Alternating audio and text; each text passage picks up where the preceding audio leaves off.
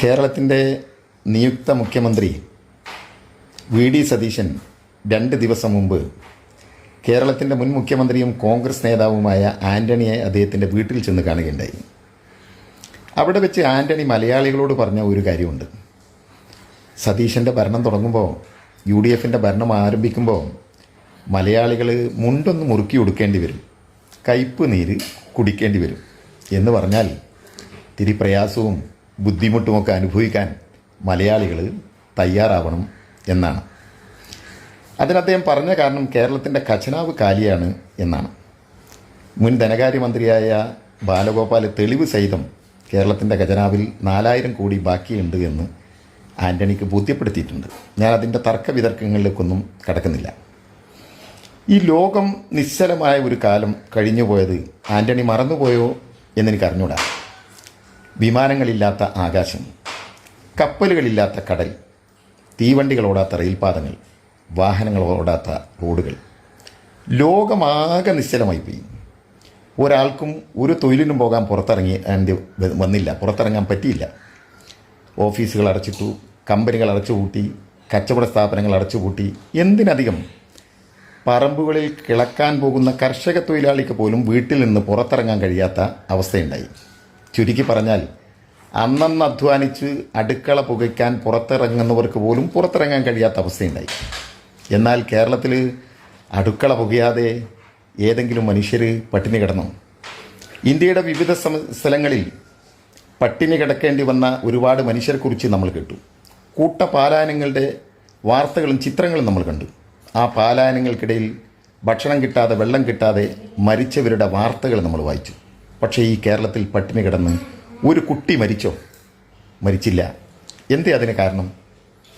കേരളത്തിലെ സകല മനുഷ്യർക്കും 14 ഇനങ്ങളടങ്ങിയ കിറ്റ് കൊടുത്തു, ഭക്ഷ്യ കിറ്റ് കൊടുത്തു ഇടതുപക്ഷ ജനാധിപത്യ മുന്നണി ഗവൺമെൻറ്. കേരളത്തിലെ ഒരു പൗരൻ എന്നുള്ള നിലക്ക് ആൻ്റണിക്കും കുടുംബത്തിനും അത് കിട്ടിക്കാണും എന്നുറപ്പ്. അത് ആൻ്റണി പറഞ്ഞിട്ടുണ്ടല്ലോ. അദ്ദേഹത്തിൻ്റെ മകൻ BJP പോയപ്പോൾ ആൻ്റണിയുടെ ഭാര്യ പറഞ്ഞു, അത് ദൈവീകമായൊരു ഉൾവിളിയായിരുന്നു. ദൈവം എന്നോട് പറഞ്ഞു, നിൻ്റെ മകനെ നീ BJPയിൽ ചേർക്കുക, അവിടെ അവന് ഭാവിയുണ്ട്. അങ്ങനെ ദൈവീകമായൊരു ഉൾവിളിയായിരുന്നോ ഇത്? അല്ല. ഈ ഭക്ഷ്യക്കിറ്റ് നൽകി ജനങ്ങളെ പട്ടിണിക്കിടാതെ, ബുദ്ധിമുട്ടാക്കാതെ, പട്ടിണി കിടക്കാതെ വളർത്തുന്നതിന് വേണ്ടി ഇടതുപക്ഷം കൊണ്ടുവന്ന ആശയമായിരുന്നു അത്. അന്ന് കയ്പ് നീര് കുടിക്കാനും മുണ്ട് മുറുക്കിയെടുക്കാനും കേരളത്തിൻ്റെ മുഖ്യമന്ത്രി പിണറായി വിജയൻ ഈ നാട്ടിലെ ജനങ്ങളോട് പറഞ്ഞില്ല. ആൻ്റണി, ഈ കേരളത്തിൻ്റെ തെരുവീതികളിൽ നമ്മൾ പണ്ട് കണ്ട കാഴ്ചയുണ്ട്. നഗരങ്ങളിലേക്ക് നമ്മൾ ചെന്നിറങ്ങുമ്പോൾ ഗതികേട് കൊണ്ട് നമ്മളുടെ മുമ്പിലേക്ക് കൈനീട്ടുന്ന മനുഷ്യരുണ്ടായിരുന്നു. അവരെ നമ്മൾ യാചകരെന്ന് ആയിരുന്നു വിളിച്ചിരുന്നത്. നമ്മൾ ഇട്ടുകൊടുക്കുന്ന നാണയത്തുട്ടുകൾ കൊണ്ട് അവർ ഹോട്ടലുകളിൽ പോയി ഭക്ഷണം കഴിച്ചു. നമ്മൾ ഇട്ടുകൊടുക്കുന്ന നാണയം തികയാതെ വരുമ്പോൾ അവർ ഹോട്ടലുകളുടെ പിറകിലേക്ക് പോയി.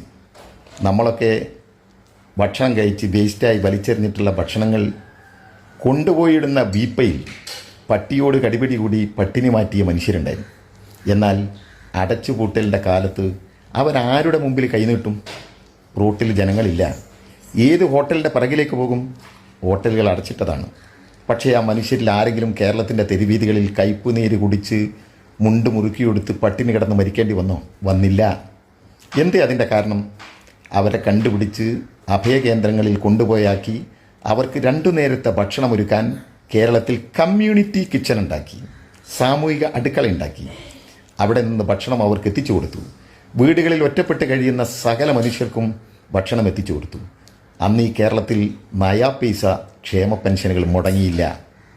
ഒരാൾക്കും ശമ്പളം കിട്ടാതിരുന്നില്ല. ഒരു ഗവൺമെൻറ് നടത്തേണ്ടുന്ന ഒരു കാര്യവും ഈ നാട്ടിൽ മുടങ്ങിയില്ല. എന്താ കാരണം? അത് ഇടതുപക്ഷ സർക്കാരാണ്. അതിന് ചില ആശയങ്ങളുണ്ട്, ജനങ്ങളുമായി ബന്ധമുണ്ട്. ഏത് കട്ടകാലത്തിൻ്റെ കാലത്താണെങ്കിലും, പ്രളയത്തിൻ്റെ കാലത്താണെങ്കിലും, മഹാമാരിയുടെ കാലത്താണെങ്കിലും ജനങ്ങളെ സംരക്ഷിച്ചിരുന്നൊരു ഗവൺമെൻറ്റായിരുന്നു ഇടതുപക്ഷ ജനാധിപത്യ മുന്നണി ഗവൺമെൻറ്.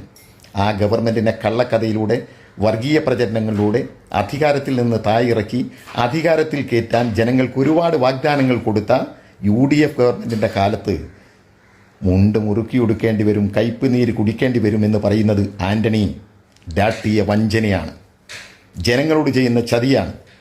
അതിങ്ങനെ വിളിച്ചു പറയുന്നത് വിവരക്കേടാണ്. അത് ഈ കേരളം തിരിച്ചറിയും അധികം വൈകാതെ.